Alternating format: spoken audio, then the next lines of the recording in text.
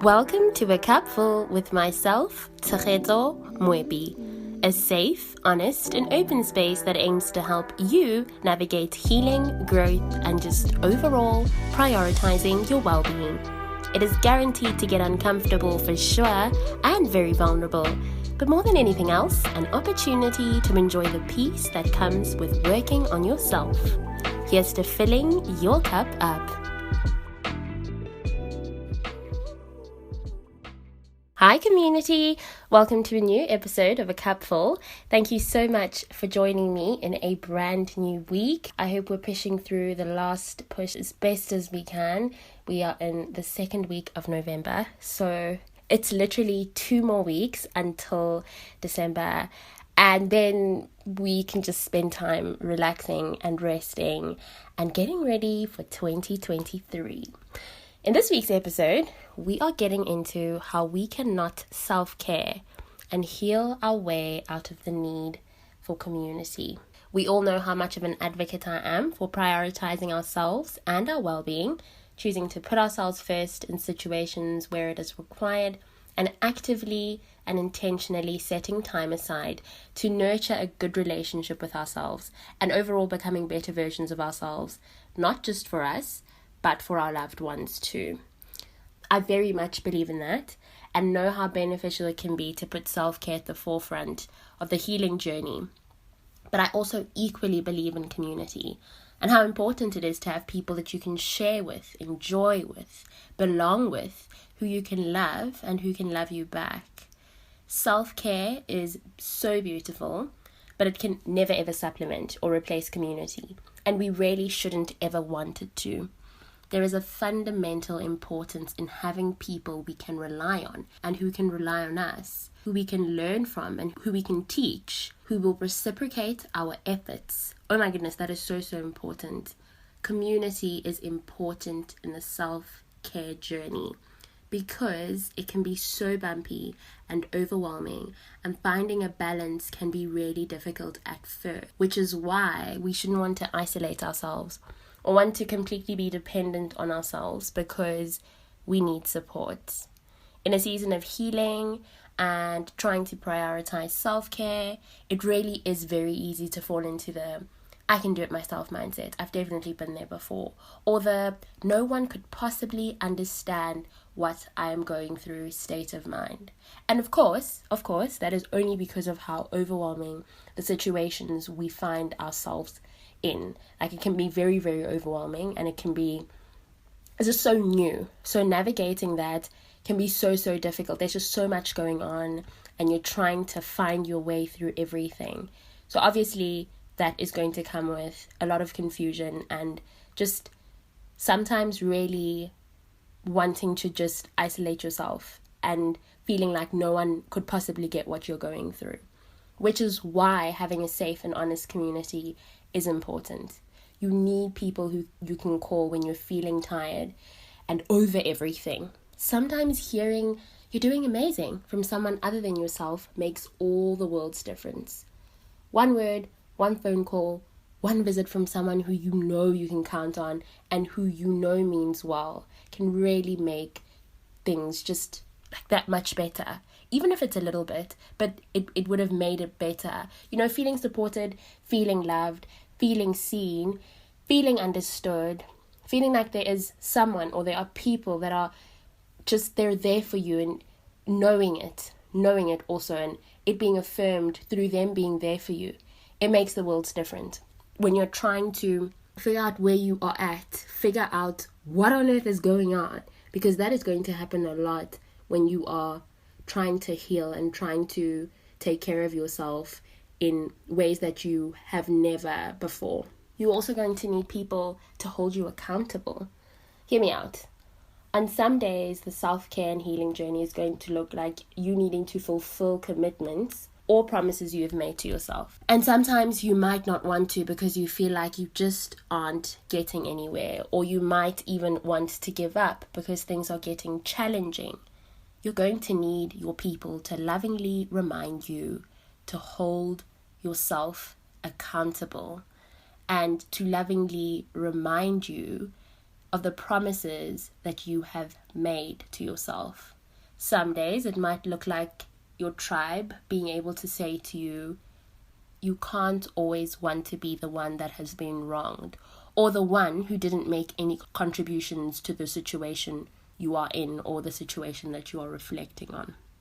You're going to need to hear that, and you're going to need to hear that from other people who have a different perspective, who don't have a bias that you would probably have, but people who are going to be able to be honest with you and who are going to be able to be lovingly honest with you. Hearing someone say to you, you have to acknowledge your role, take responsibility, and correct that behavior or decision making, that's important.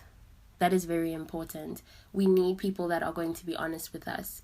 We shouldn't be keeping or having a community of friends or community of loved ones who are only enabling our bad behavior, who are enabling our poor decision making. We need people that are going to truly be able to support us and be honest with us. That is going to contribute significantly to your well-being and to your healing journey. Of course, you can hold yourself accountable if that is the kind of relationship you've cultivated or are cultivating with yourself. But sometimes you might not see a thing the way you need to, which is why having an honest, kind, loving and caring community is so important, so that you have people who will be able to shed some important light on certain things that you might not be seeing or wanting to see.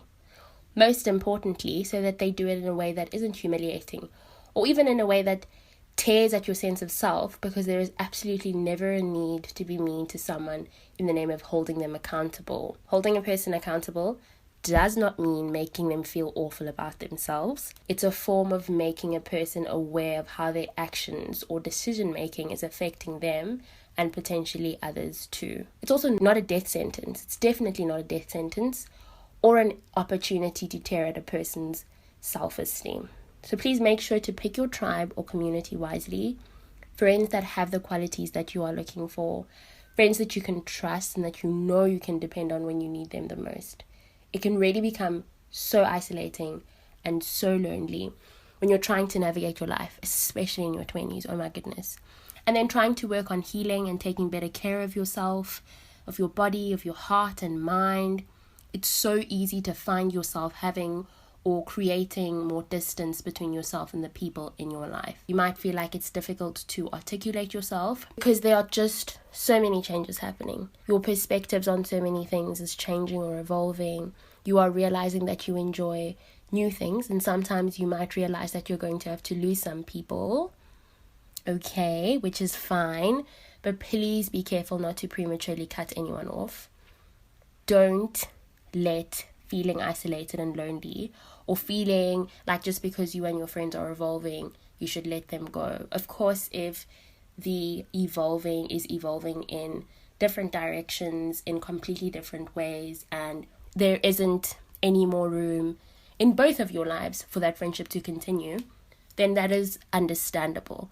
But where you are growing in different directions, but are still able to grow together, and you're still connected in very similar ways, and you can feel that, and you can see that, and you also understand that if you invest a lot more time and you put in effort, then you can maintain that friendship, and you can build into it, and you can still grow together, but also grow in different directions.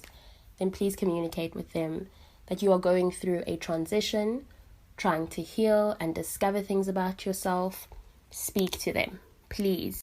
I remember listening to one of the previous episodes of the To My Sisters podcast, and they spoke on how you cannot just disappear from your loved ones' lives, go through a major transition or a season of focusing on healing, and then want to abruptly return to people's lives a different person, with the expectation that they are just going to embrace you as if you did not isolate yourself from them for an extended period of time.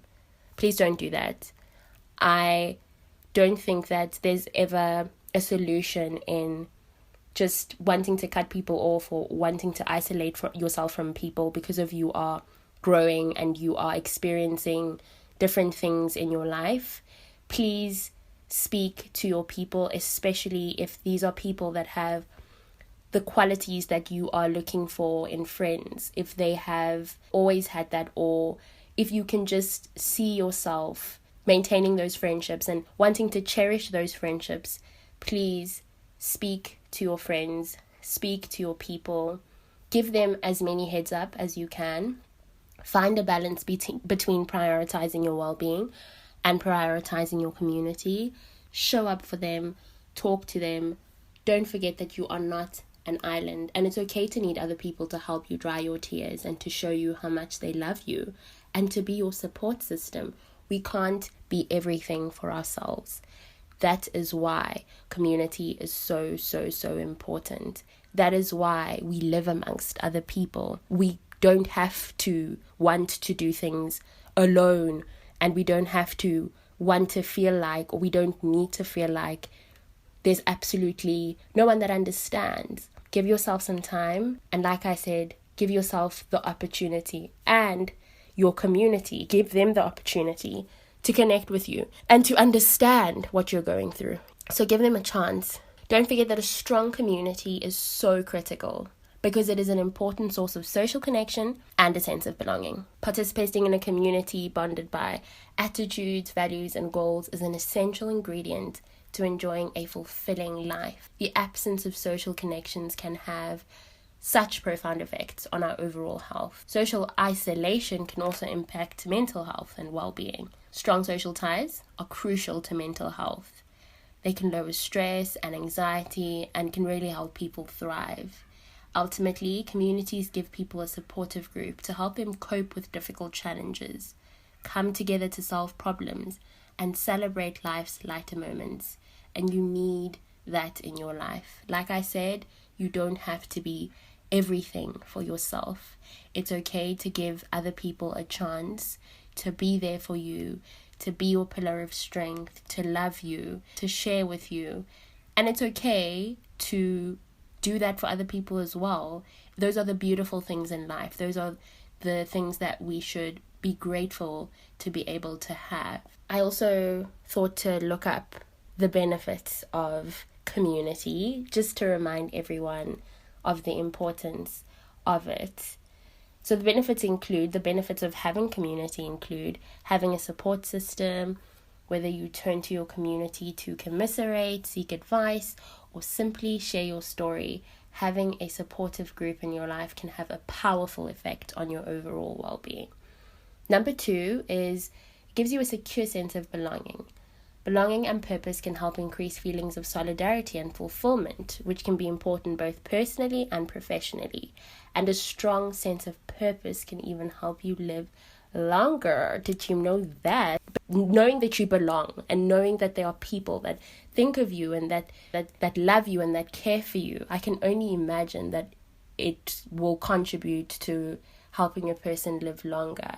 Having a community, having friends, having people that you know love you, people that you know have got your back, that's something so special. That's something to be cherished. And I think that that's something that we all deserve to experience. So I know that being in your 20s, that can be very, very hard. Like I said before, there's just so much navigating to do. And sometimes you're going to lose people, and that's very difficult. It's a very, very hard and big pill to swallow. It's a lot to process, but sometimes that's just how it has to be. And losing people doesn't mean that you should close the door on cultivating new friendships and then taking care of the ones that you have, taking care of the people that are in your life, that are part of your community. So give yourself an opportunity to cultivate new relationships and take care of the ones you have, because having a sense of belonging is important.